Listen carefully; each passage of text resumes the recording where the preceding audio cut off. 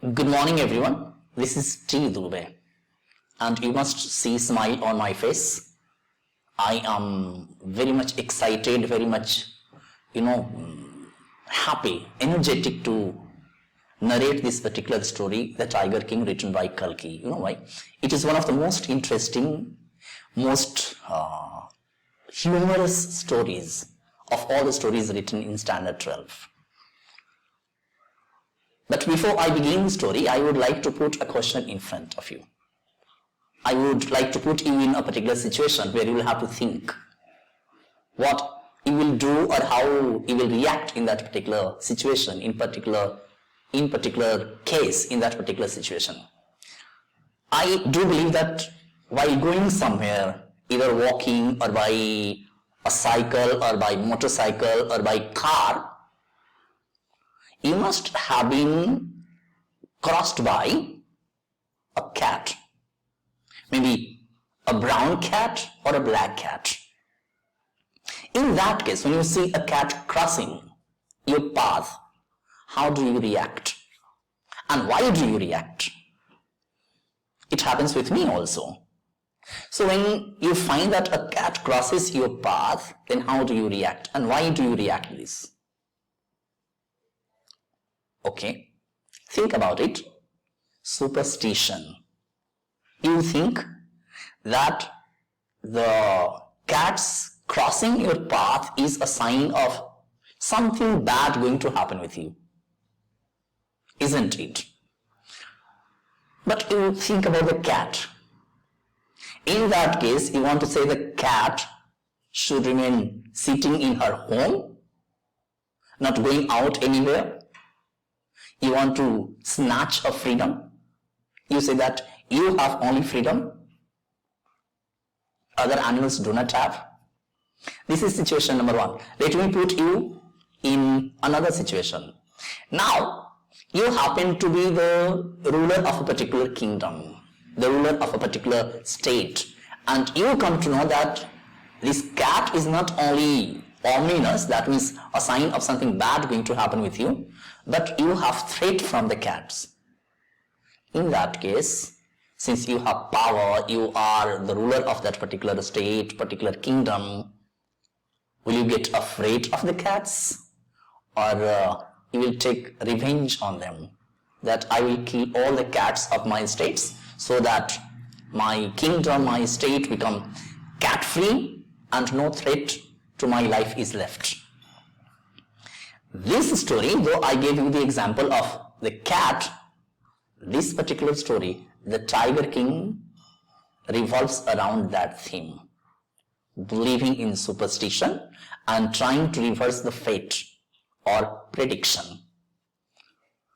But as usual, before I take you ahead, let me tell you how this lecture is going to move ahead. It will be discussed under 5 topics. First of all, we have already discussed the topic, that is the Tiger King. Then we will be talking something about the author as it is written in front of you. Then we will see the central idea, followed by the explanation of the story line by line, and towards the end of the discussion, I will give you a summary so that you can write perfect answers. So have a look on the screen and let us know something about Kalki, Kalki, whose name was Ramaswamy Krishnamurti, full name. Let us know something about him. So Ramaswamy Krishnamurti was born in a Brahmin family on September 9, 1899 and died on December 5, 1954. So this is the span of his life from 1899 to 1954. So you can say by and large 55 years. He began his primary education in his village school in Tamil Nadu and later attended Municipal High School in Mayavaram, but left his studies in 1921. Why did he leave? Why did he quit his study? Answer to this question: to join Mahatma Gandhi's non-cooperation movement. If you remember, in the year 1921, Mahatma Gandhi launched this movement, non-cooperation. So this Krishnamurti left his study in order to join this non-cooperation movement. So you can say that he was a great follower of Mahatma Gandhi. He went on to live in his school. So he must be influenced by the ideologies and philosophy of Mahatma Gandhi, Satyagraha and non-violence. So Krishnamurti started writing fiction stories in Naushakti in the year 1923, where he worked as a sub-editor. He worked in freedom struggle, and during 1931, he was jailed for 6 months. He joined Anand Vikatan, if you remember this magazine Anand Vikatan, a popular Tamil magazine, along with editor S.S. Vasan. Remember our flamingo story, that means poets and pancakes. So S.S. Vasan was the owner of the Gemini studio. So he worked along with them. So he became very popular as a critic, with author, political commentator and short story writer. He wrote under various pen names like Kalki, Raki, Tamil Theni and Karnathakam. In honor of Krishnamurti, a postage stamp was also released.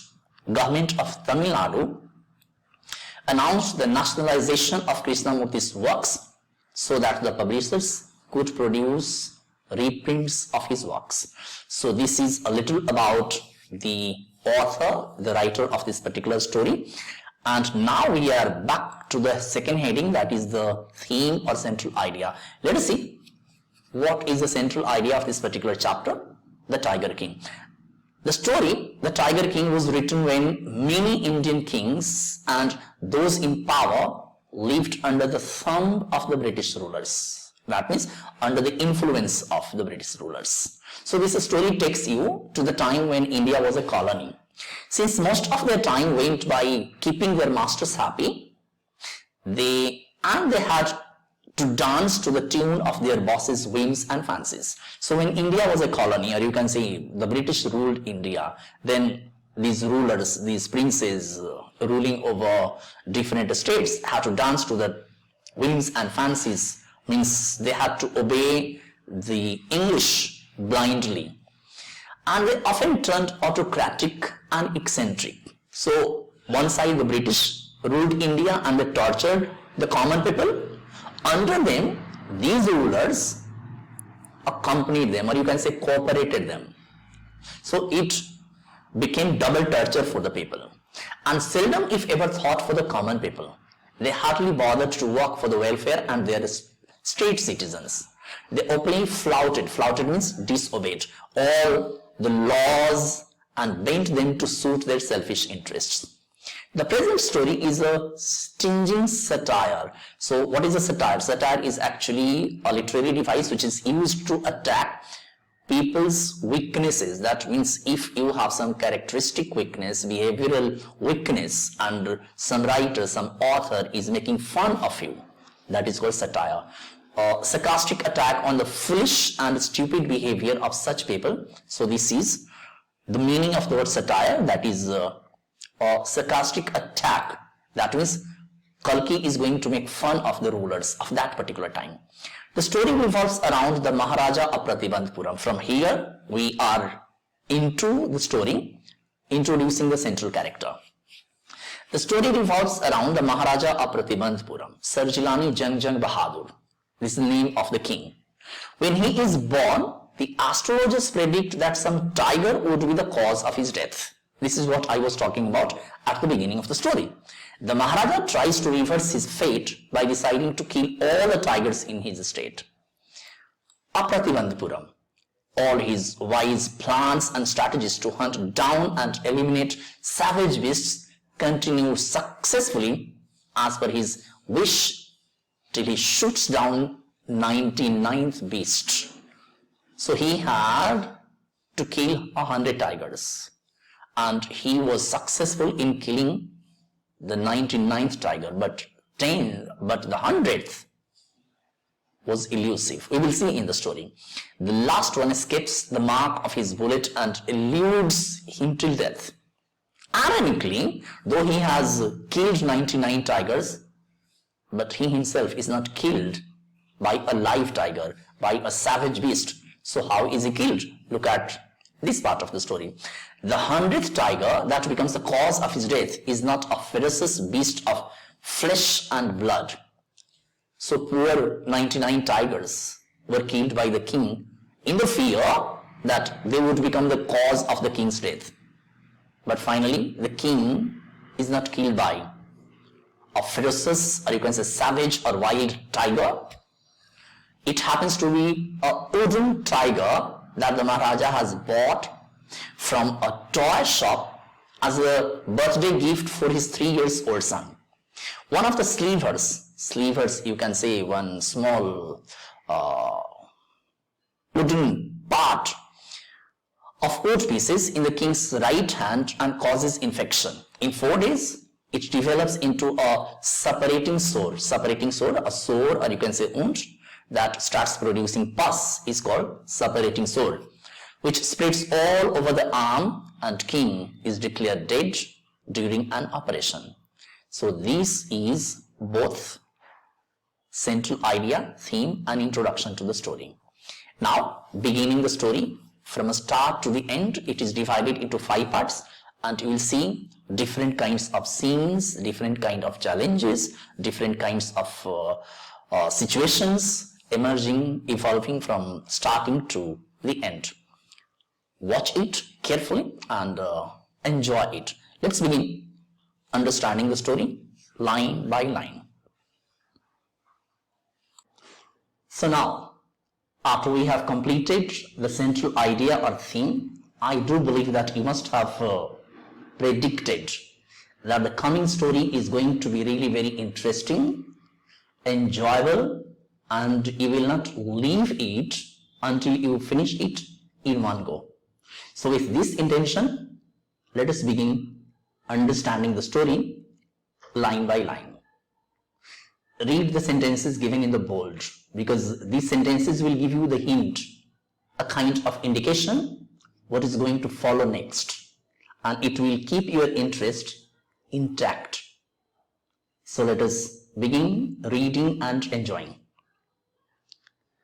The story revolves around the Maharaja of Pratibandhapuram, who is known by his short name, the Tiger King.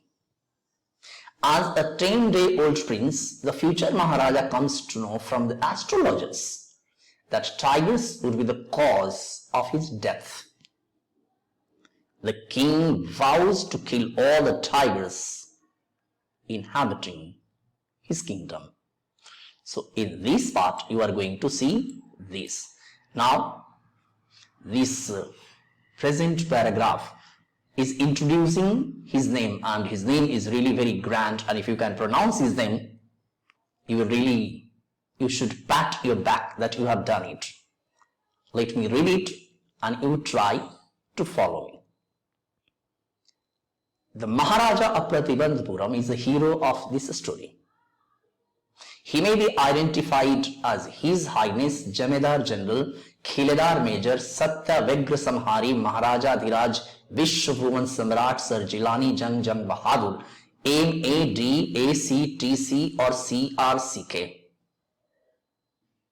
But this name is often shortened to the Tiger King. So I hope if you try pronouncing his name, it will be a good breathing exercise. You try it.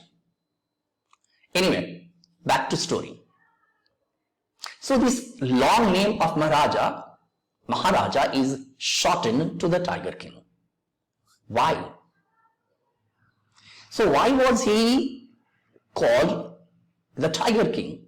Answer to this question, we will know it from the succeeding paragraph. This is what the author will tell us. Now let us read. The author says, I have come forward to tell you why he came to be known as Tiger King. I have no intention of pretending to advance only to end in a strategic withdrawal.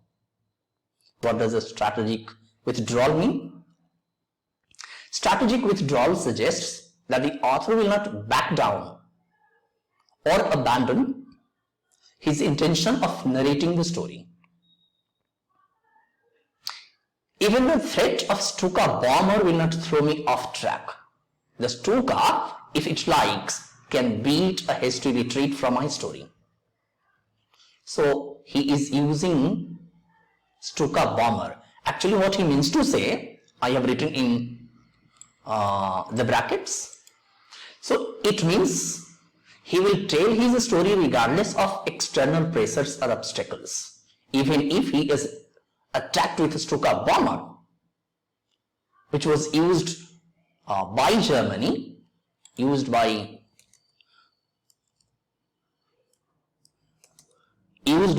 Germany in the Second World War.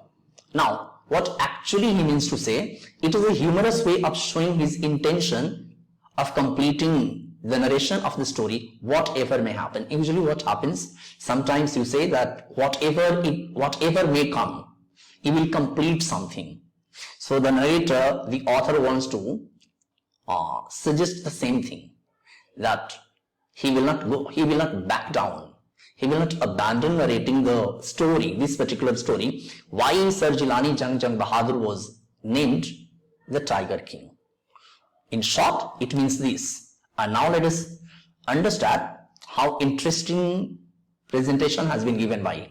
What he says, right at the start, it is imperative. Imperative means necessary. So right at the start, it is imperative to disclose a matter of vital importance about the Tiger King. Everyone who reads of him will experience the natural desire to meet a man of his indomitable courage. Indomitable courage means unwavering bravery, or you can say fearlessness, determination in the face of challenges, dangers. Again, it is a humorous way of introducing the Maharaja. But he says that anyone, you, I, or whosoever reads about him will develop natural desire to meet such a person of indomitable courage, such a fearless man. But there is no chance of its fulfillment. Why? Then he says, he enters the story of the Ramayana and says, as Bharat said to Rama about Dasarath, the Tiger King has reached that final abode of all creatures. What he means to say? In other words, the Tiger King is dead. So if I ask you a question, why a man expressing natural desire to meet such a king of indomitable courage cannot meet this king? Your answer should be because he's no more. He's dead. He has reached the final abode where all living beings, or all living creatures go after his death, after their death. Now moving on to the next paragraph. But this is now talking about, so his death. The story is really going to be very, very interesting from here. He says, the manner of his death is a matter of extraordinary interest. How is it a matter of extraordinary interest?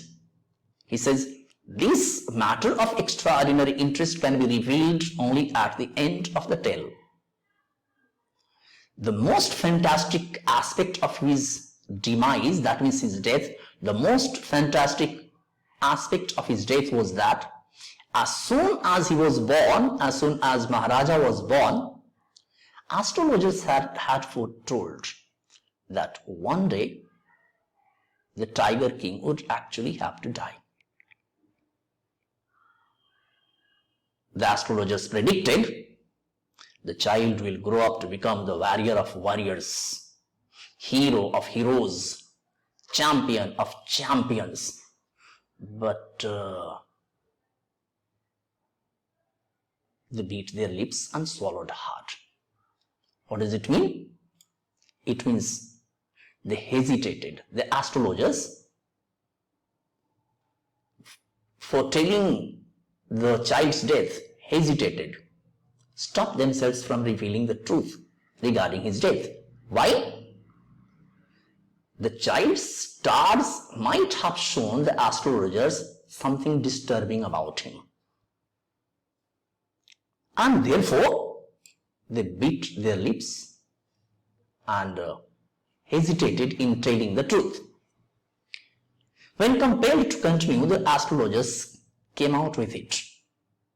But when people of the palace must have compelled them, forced them to reveal the truth, then these astrologers said, This is a secret which should not be revealed at all. And yet we are forced to speak out.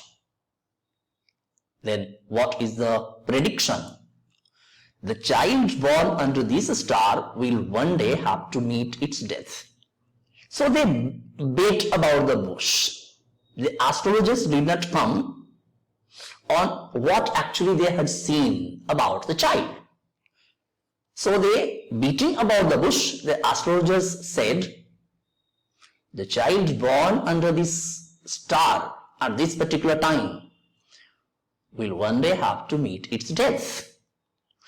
At this moment, when the astrologers made this prediction that the child born under this star will one day have to meet its death, at this moment a great miracle took place. Miracle? Pleasing incident, surprising incident. So what was that surprising incident that took place? An astonishing phrase, a surprising phrase emerged from the lips of the 10-day-old Jung Bahadur. So the Maharaja was 10 days old, and that 10 days old prince spoke out. 10 days old prince spoke out. What did he say? O wise prophets. Here prophets refers to astrologers. So, O wise astrologers, O people who are telling my future. The astrologers, when they heard this sentence, that everybody transfixed in stupefaction. Everybody present there was completely and utterly stunned, surprised. They did not understand where the sound was coming from. They looked wildly at each other and blinked their eyes. While they were confused or stunned, who was speaking, the child spoke out again. O wise prophets, it was I who spoke. But this time there was no grounds for doubt. It was the infant born just 10 days ago who had enunciated the words so clearly. So it was that 10 days old child, the young prince Jung Bahadur, who had spoken out. This time there were no grounds for doubt. It was the infant born just 10 days ago who had enunciated. Then what was the astrologer's reaction? The chief astrologer took off his looking glasses, his spectacles, and looked at the baby. It means that the chief astrologer looked at the baby with deep, focused and concentrated attention. In disbelief, it was hard for him to believe that a 10 days old child was uttering these sentences. Then finally, he had to reveal the truth regarding the Maharaja's death. Look at the next line. All those who are born will one day have to die, said the child. We do not need your predictions to know that. There would be some sense in it if you could tell us the manner of that death, said the child. The royal infant uttered these words in his little squeaky voice. Sound, a tone of infants is called squeaky. Then the astrologer pressed his finger on his nose in wonder.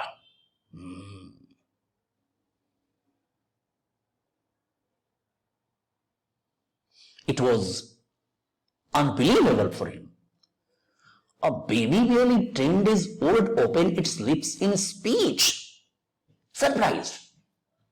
And not only that, it also raises intelligent question. Incredible. Rather like the bulletins issued by the War Office than facts. Unbelievable. Then the chief astrologer took off his nose, took his finger off his nose and fixed his eyes upon the prince. He looked at the prince like this.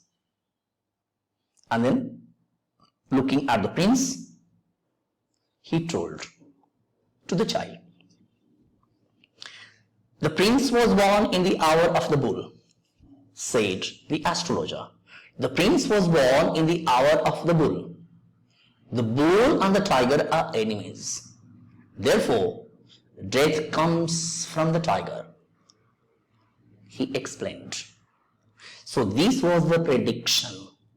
This was the announcement. This was the, what you can say, guess or declaration. Better word is prophecy. So this was the prophecy, or you can say prediction about the prince's death.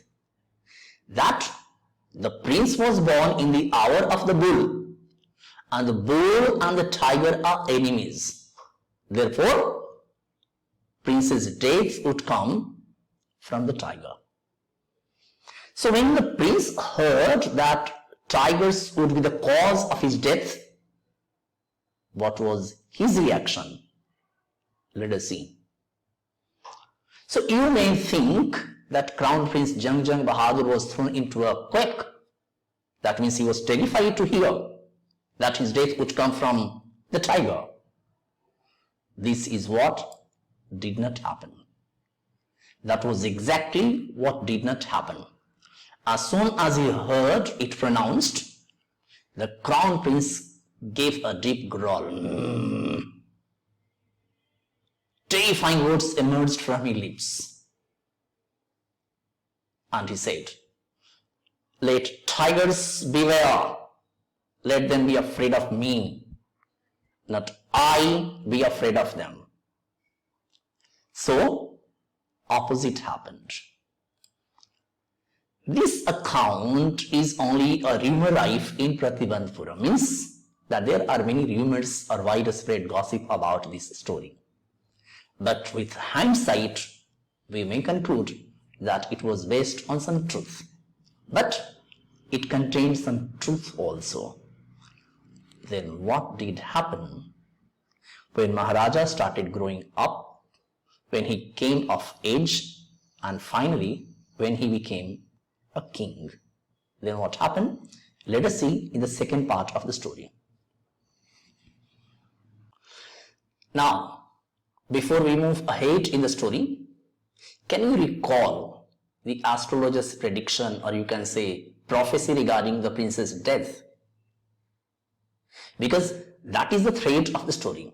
So if you keep that point in mind, it will be easier for you to keep the entire story fresh in your memory. So if you remember that particular incident when Maharaja was 10 days old and the astrologers were predicting how he was born in the hour of the bull, and the bulls are the enemies of the tigers. Therefore, his death would come from tigers. As soon as the prince heard this prophecy, or you can say prediction, what was his reaction? He growled and vowed to kill the tigers. In this part of the story, we are going to see that. Read the sentences that are given in the bold. Then you can easily understand what is going to follow. So the Crown Prince Jung Bahadur grows up like a prince of England. People begin talking about astrologer's prediction. The Maharaja kills the first tiger and is extremely happy. He calls for the old astrologer that he has killed the first tiger. And what will he say now? So let us see all these scenes in this part of the story. The Crown Prince Jung Bahadur grows like a prince of England. People begin talking about astrologer's prediction. The Maharaja kills the first tiger and is extremely happy. He calls for the old astrologer. So these are the scenes that you are going to see in this part of the story.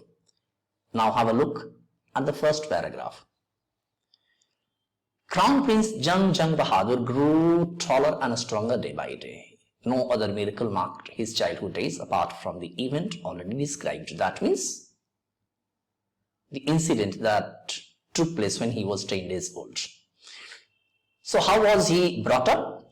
The boy drank the milk of an English cow, was brought up by an English nanny, tutored in English by an Englishman, saw nothing but English films, exactly as the crown princes of all the other Indian states did. When he came of age at 20, the state, which had been with a coat of words until then, came into his hands. So now he is becoming the king of his state at the age of 20. But everyone in the kingdom remembered the astrologer's prediction. Many continued to discuss the matter. Slowly, it came to the Maharaja's ears.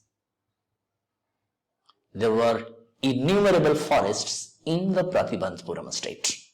They had tigers in them. The Maharaja knew the old saying, "You may kill even a cow in self-defense." There could certainly be no objection to killing tigers in self-defense. The Maharaja took out a tiger. The Maharaja started out on a tiger hunt. The Maharaja was thrilled beyond measure. That means he was extremely happy when he killed his first tiger. He sent for the state astrologers and showed him the dead beast. So astrologer came and the Maharaja showed him that he had killed the first tiger. So what did he say? "What do you say now?" he demanded. "Your Majesty, you may kill 99 tigers in exactly the same manner, but the astrologer drawled. Drawled means he spoke lowly and with a prolonged laziness or deliberate manner of pronunciation. So the astrologer said, "Your Majesty, you have killed the first tiger and you may kill 99 tigers like this, but what? Speak without fear. But what? But you must be very careful with the 100th tiger. What if the 100th tiger were also killed? Then I will tear all my books on astrology, set fire to them, and what? And I shall cut off my tuft." Tuft is actually a bunch of hair. So he said that if he kills the 100th tiger, then he would cut his tuft, cut my hair short, and become an insurance agent. The astrologer finished on an incoherent note. So this is what happens towards the end of the second part. So once the king kills, the 20 years old king kills the first beast or the first tiger, he calls for the astrologer and pointing his finger at the dead beast, he says, "See, I have killed the first tiger. Now what would you like to say?" The astrologer says that, "Your Majesty, you may kill 99 tigers like this, but what? But if you kill the 100th tiger, I will cut my hair short and will become an insurance agent." That means, in short, the astrologer was also adamant, or you can say very much sure, that his prediction, his prophecy will not be wrong, will not be false. Does it happen? Who wins? Does Maharaja become able to kill 100 tigers? Or does the astrologer's prophecy become true? Let us see in the coming part of the story. Now, after we have completed the first and the second parts of the story, let us move ahead to the third part. But before that, let us recall what has happened in the story so far. So in the first part of the story, we have seen that the astrologers make a prediction regarding Maharaja's death, that tigers would be the cause of his death, and the 10 days old prince swears that the tigers must be afraid of him. And in the second part of the story, we come to see that when he comes of age, that means when he becomes 20 years old, and when the state of Pratibandhapuram comes under his control, then he begins his mission of killing tigers. And after killing the first tiger, he invites the chief astrologer, who has by now grown old.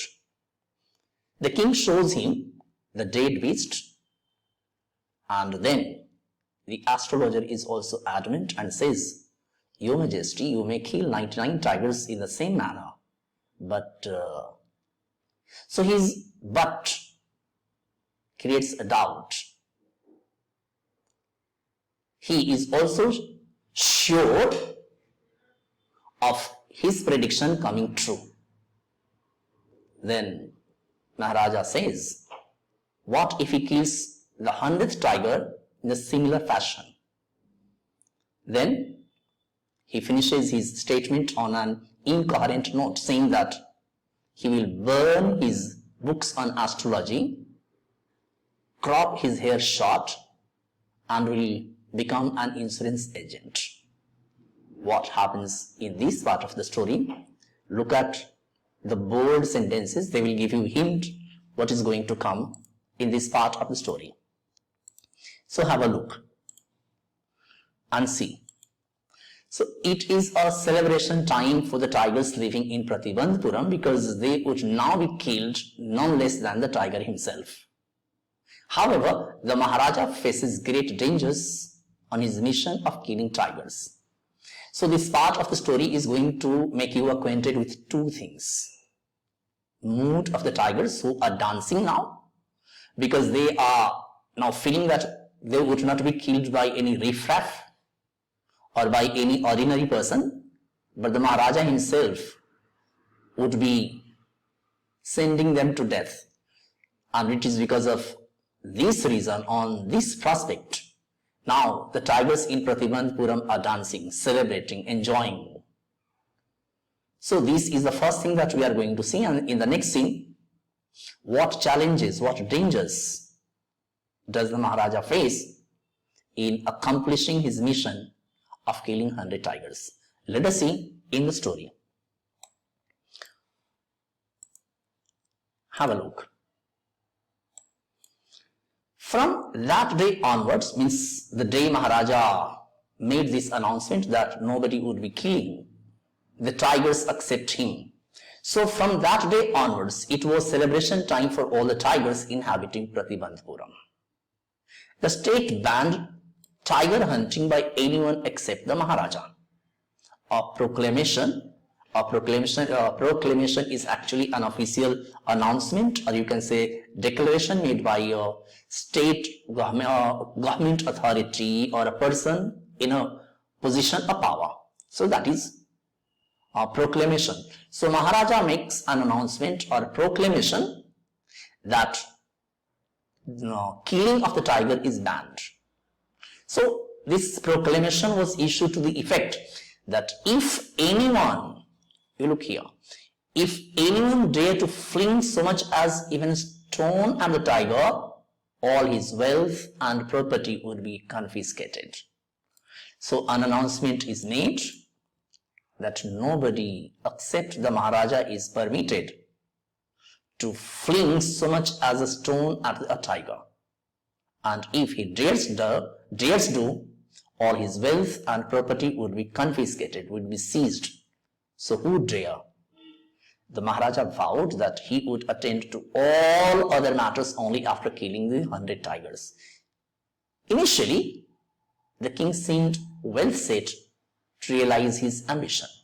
So now Maharaja leaves all his responsibilities and goes on mission of killing the 100 tigers. Then what happens? What challenges did he face? Next part will tell you. The Maharaja vowed he would attend to all other matters only after killing the 100 tigers. Initially, the king seemed well set to realize his ambition. Not that he faced no dangers. So what dangers did he face? There were times when the bullet missed its mark. Problem number 1. The tiger leaped upon him and he fought the beast with his bare hands. Each time it was the Maharaja who won. At yet another time he was in danger of losing his throne. This is very, very important. This is very, very important from examination point of view. So what was the danger? What was the danger of his losing his throne, his kingship, his estate? Problem was this. A high-ranking British officer, you can make a mental picture of a British officer. So a high-ranking British officer visited Pratibandhapuram. He was very fond of hunting tigers and even fonder of being photographed with the tigers he had shot. As usual, he wished to hunt tigers in Pratibandhapuram. But the Maharaj was firm in his resolve. He refused permission and said, I can organize any other hunt. You may go on a boar hunt. You may conduct a mouse hunt. We are ready even for a mosquito hunt. But tiger hunt? That's impossible in the state of Pratibandhapuram. Now, because he was a British official and Indian states were under the control of the British, so it was possible that Maharaja could lose his throne. How did he save it? Look at the next paragraph. The British officer's secretary sent word to the Maharaja through the Diwan that the Durrani, here Durai, that the Durai means the British officer, that Durai himself did not have to kill the tiger. The Maharaja could do the actual killing. What was important to the Durai was a photograph of himself holding the gun and standing over the tiger's carcass. Carcass means dead body. But the Maharaja would not agree even to this proposal. If he relented, that means if he accepted this proposal of the Durai, what would he do if other British officers turned up for tiger hunts? So he thought that if he gave permission to the Durai of holding a gun and standing over the dead body of the carcass of the tiger, then what would happen if other British officers start demanding the same thing? So he did not allow. Of course, because he had not permitted a British officer, he had the danger of losing his throne. Because he prevented a British officer from fulfilling his desire, the Maharaja stood in danger of losing his kingdom itself. So how did he save it? The Maharaja and the Diwan held deliberations, means meeting over this matter. As a result, a telegram was dispatched forthwith to a famous British company of jewelers in Calcutta. What was that deliberation? What was that telegram? Telegram was send samples of expensive diamond rings of different designs. So this was the telegram. Now, why did he want diamond rings? Some 50 rings arrived. The Maharaja sent the whole lot to the British officer's good lady. That means he is sending these designs to the British officer's wife. The king and the minister expected the Durai Sani, that means the wife of the British officers, to choose 1 or 2 rings and send the rest back.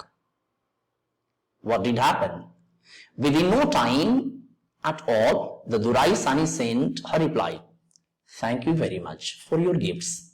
She kept all the diamond rings. Then what happened? In 2 days, a bill for 3 lakh rupees came from the British jewelers.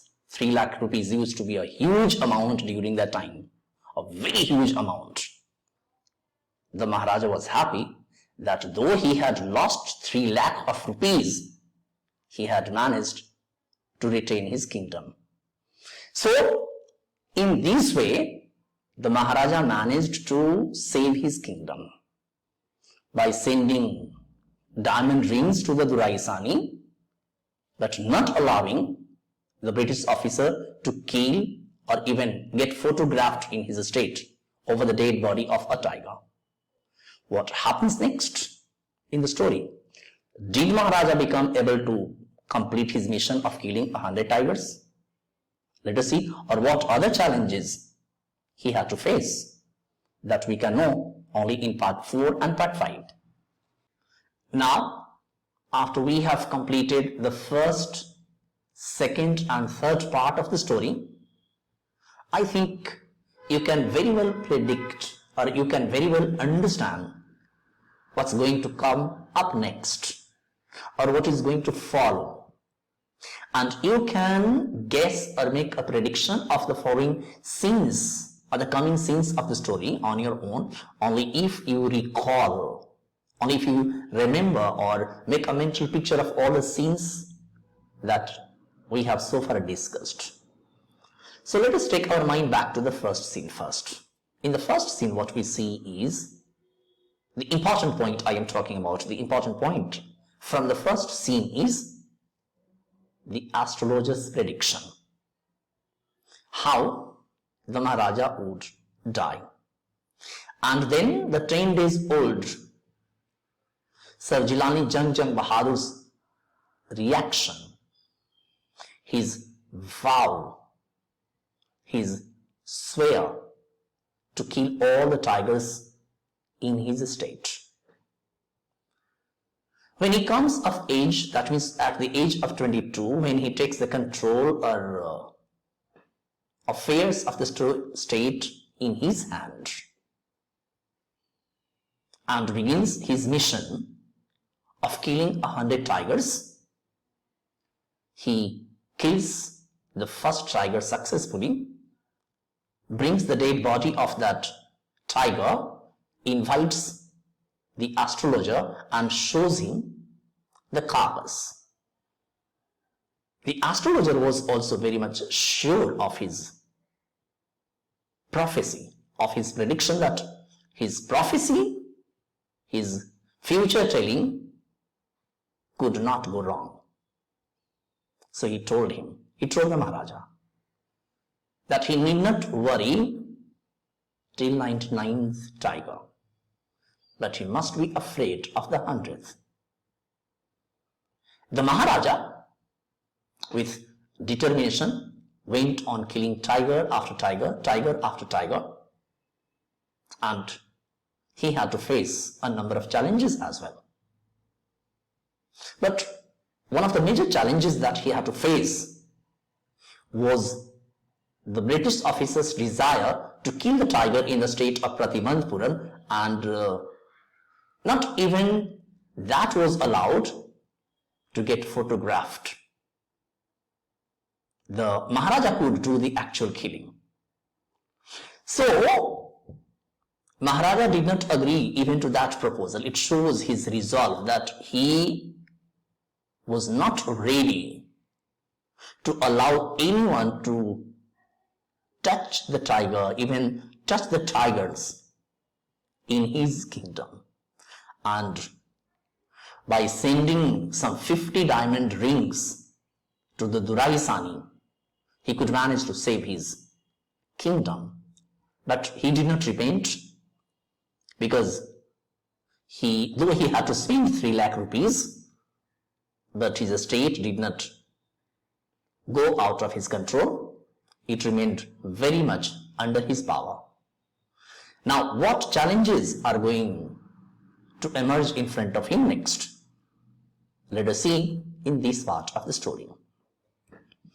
So, look at the heading that is given in the box. The Maharaja calls the Diwan and talks about his planning of getting married. Very interesting, very curious, very intriguing. So now, why is the Maharaja planning to get married again? What was the twist in the tale?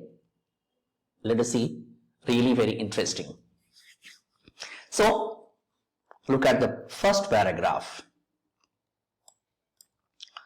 The Maharaja's tiger hunts continued to be highly successful. Within 10 years, that means by the time he came of 30, so within 10 years, he was able to kill 70 tigers. And then an unforeseen hurdle, a problem, brought his mission to a standstill. The tiger population became extinct in the forests of Pratibandhupuram. It means you can say there were 70 tigers in his own kingdom. Who knows whether the tigers practiced birth control or committed harakiri? Harakiri is actually a Japanese word which means committing suicide. So it's a humorous way of saying that now because the Maharaja went on killing tiger after tiger, and after killing 70 tigers, the population of those beasts become extinct. So where did the tiger go? This is what the author wants to say. Or simply ran away from the state because they desired to be shot by British hands alone? So funny way. Moving ahead. One day the Maharaja sent for the Diwan. Very interesting scene. One day the Maharaja sent for the Diwan. And Diwan came. Maharaja said to the Diwan, Diwan Sahib, aren't you aware of the fact that 30 tigers still remain to be shot down by this gun of mine? He asked, brandishing his gun to Diwan. So Maharaja was holding the gun in his hands and he was showing, brandishing means showing the guns to the Diwan. He told the Diwan that, Diwan Sahib, aren't you aware of the fact that 70 more tigers are to be killed by this gun? Seeing the gun in Maharaja's hand, the Diwan started trembling. So shuddering at the sight of the gun, Diwan cried out, oh, Your Majesty, I'm not a tiger. Maharaja said, which idiot would call you a tiger? No, I'm not a gun. You are neither tiger nor gun, Diwan Sahib. I summoned you, I called you here for a different purpose. What is that different purpose? I have decided to get married. So as soon as the Maharaja told the Diwan that he had decided to get married, then what confusion did arise in the Diwan's mind? Look at the sentence and you will understand. The Diwan began to babble even more, means he began even talking more. Your Majesty, I have 2 wives already, and if I marry you, don't talk nonsense. Why should I marry you? What I want is a tiger. Now, what I want to marry is a tiger. Your Majesty, please think it over. Your ancestors were married to the sword. If you like, marry the gun. A tiger king is more than enough for this state. It doesn't need a tiger queen as well. The Maharaja gave a loud crack of laughter and said, I'm not thinking of marrying either a tiger or a gun, but a girl from the ranks of human beings. First, you may draw up statistics, means number of the tigers. First of all, you draw up statistics of the tiger population in the different native states. Next, you may investigate if there is a girl in that kingdom, in that state. So next, you may investigate if there is a girl I can marry in that royal family of a state with a large tiger population. So Maharaja's intention was different. Maharaja's intention of getting married to that girl was solely to accomplish his mission of killing 100 tigers. The Diwan followed his orders and he found the right girl from a state which possessed a large number of tigers. Then what happened? Let us see in the story. So what he would do? Maharaja Jang Bahadur killed 5 or 6 tigers each time he visited his father-in-law. So he did not leave or spare even the tigers of his father-in-law's kingdom. So whenever he would go to his father-in-law's house, he would take out the gun and go on hunting spree, hunting mission, and would kill 5 or 6 tigers every time. In this manner, 99 tiger skins adorned the walls of the reception hall in the Pratibandhupuram palace. So taken together, state, that means Pratibandpuram, and the year 29. So in total, he killed 99 tigers. But still, the last one was left. And the astrologer had also told the Maharaja that he must be afraid of the last king, last tiger. So, what was the secret? What was the mystery about the 100th tiger? Let us see in the 5th part of the story. So, here we are now moving towards the 5th and last part of the story. But before we move ahead, let us recollect the scenes that have already taken place in the story so that you can understand the sequence of events. So in this story, so far we have seen that when Sir Jilani Jang Bahadur was 10 days old, his state astrologers had made a prediction. And the prediction was that he was born in the hour of bulls, and the bulls and tigers are enemies, so his death would come from tigers. Hearing this, the young prince, Sir Jilani Jang Bahadur, made a vow that he would kill all the tigers in his estate. When he becomes 20 years old and gets the control of his kingdom, leaving all his responsibilities towards his citizens, towards his people, leaving them in lurch, he begins his mission of killing 100 tigers. He kills the first tiger and then invites the astrologer to show the first story of his success. The astrologer tells him that he could kill even 99 tigers in a similar manner, that he must be aware of the 100th. When the king told that what if he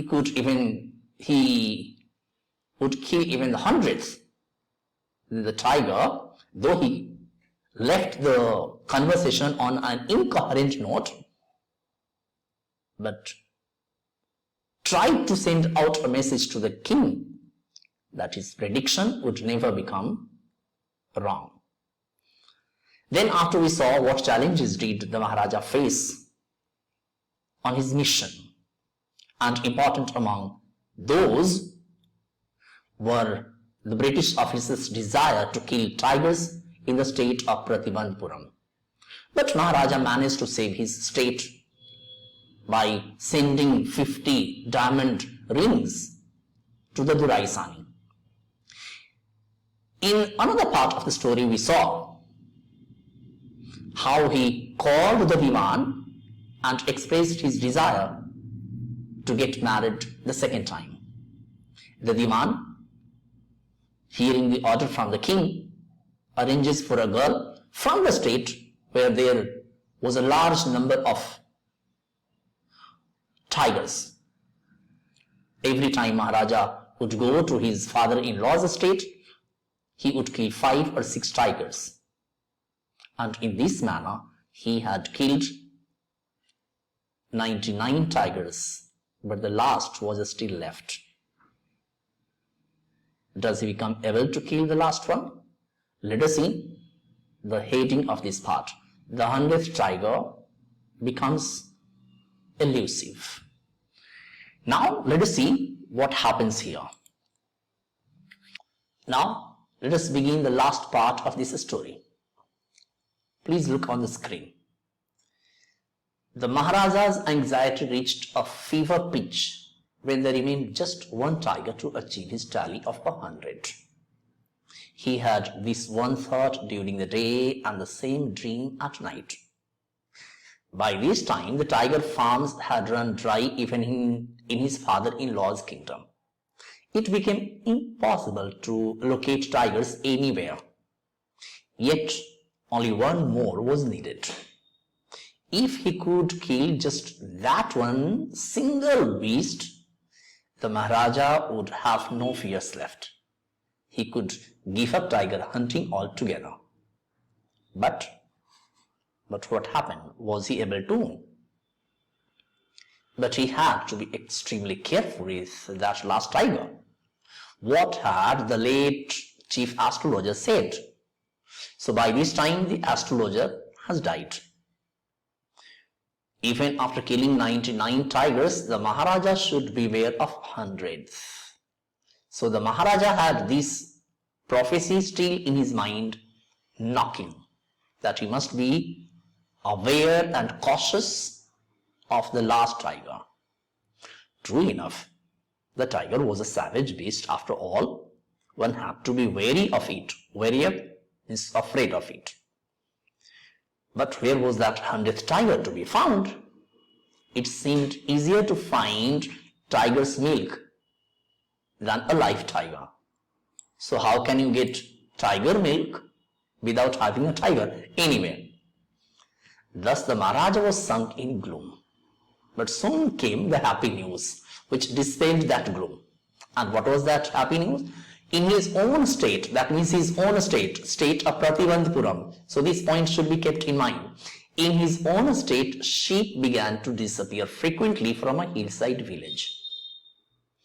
It was first ascertained that this was not the work of Khadar Miya Sahib or Veerasani Naika, both famed for their ability to swallow sheep whole. These two characters' name must be kept in mind. Surely a tiger was at work. The villagers ran to inform the Maharaja. The Maharaja announced a 3-year exemption from all taxes for that village and set out on the hunt at once. Then what happened? The tiger was not easily found. It seemed as if it had wantonly, that means deliberately, hid itself in order to flout. Flout means disobey the Maharaja's will. So when Maharaja went to that village where the tiger's sign was detected, the tiger was not found easily. The Maharaja was equally determined. He refused to leave the forest until the tiger was found.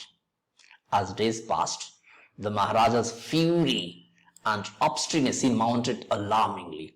So Maharaja started spending his days over there at that village, but the tiger was nowhere to be seen. And because days after days were passing by, Maharaja's anger, Maharaja's obstinacy was now going higher and higher. Many officers lost their jobs.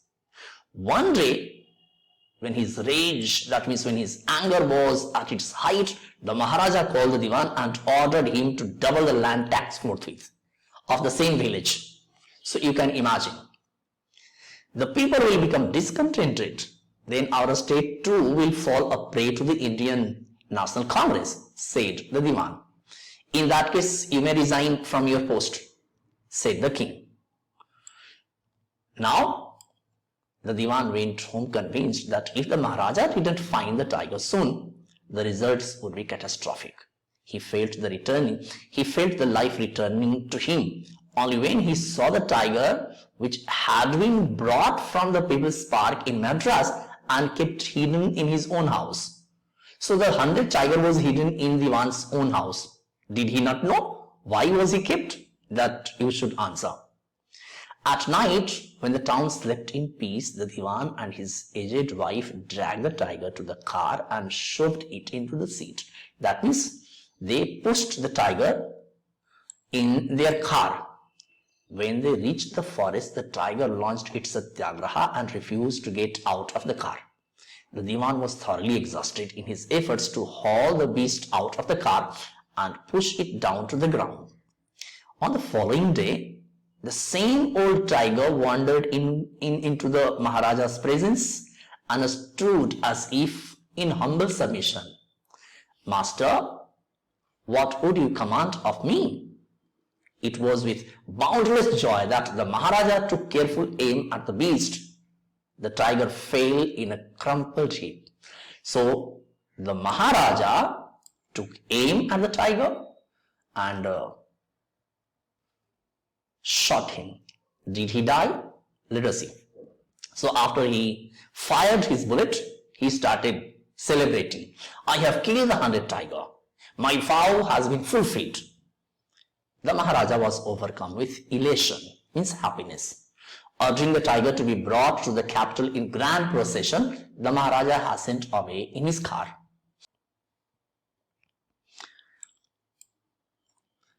After the Maharaja left, the hunters went to take a closer look at the tiger.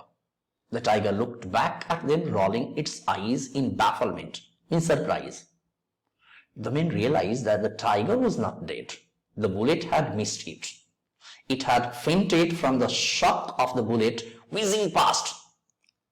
The hunters wondered what they should do. They decided that the Maharaja must not come to know that he had missed his target. If he did, they would lose their jobs. So one of the hunters took aim from a distance of 1 foot, you can imagine 1 foot distance, and shot the tiger. This time he killed it without missing his mark. Finally, then, as commanded by the king, the dead tiger was taken in procession through the town and buried. A tomb was erected over the dead tiger. Now, how did the king die? A few days later, the Maharaja's son's 3rd birthday was celebrated. Until then, the Maharaja had given his entire mind over to tiger hunting. He had no time to spare for the crown prince. But now the king turned his attention to the child. He wished to give him some special gift on his birthday. He went to the shopping center in Pratibandpuram and searched every shop, but couldn't find anything suitable to give his son as a gift. Finally, he spotted a wooden tiger in a toy shop and decided it was a perfect gift. The wooden tiger cost only 2 annas and a quarter. An anna is actually 6 point some paise. But the shopkeeper knew that if he quoted such a low price, 2 anna and a quarter, he would be punished under the rules of the emergency. So he said, "Your Majesty, this is an extremely rare example of craftsmanship, a bargain at 300. So the owner of the shop raised the price to 300 rupees. Very good. Let this be your offering to the crown prince on his birthday." So Maharaja took that toy without paying anything, said the king, and took it away with him. On that day, father and son played with a tiny little wooden tiger. It had been carved by an unskilled carpenter. Its surface was rough. Tiny slivers of wood stood up like quills all over. One of the slivers pierced the Maharaja's right hand. He pulled it out with his left hand and continued to play with the prince. The next day, the infliction flared in the Maharaja's right hand. In 4 days, it developed in a separating sore, which spread all over the arm. A separating sore refers to a sore or wound that is producing pus. 3 famous surgeons were brought in from Madras. After holding a consultation, they decided to operate. The operation took place. The 3 surgeons who performed it came out of the theatre and announced, "The operation was successful. The Maharaja is dead." So in this way, in this manner, the 100th tiger took its final revenge upon the Tiger King. And so far as the next part is concerned, so far as the summary part is concerned, I think you must have understood. So it should be just a formality. So here I am showing you the summary. You read it because I have already given you all the sequence of events starting from part 1, 2, 3, 4, 5. So summary should not be a problem for you. And this summary is important because you can keep the entire summary and give a presentation of this story. So hope you must have understood this chapter, the Tiger King. It's all from my side.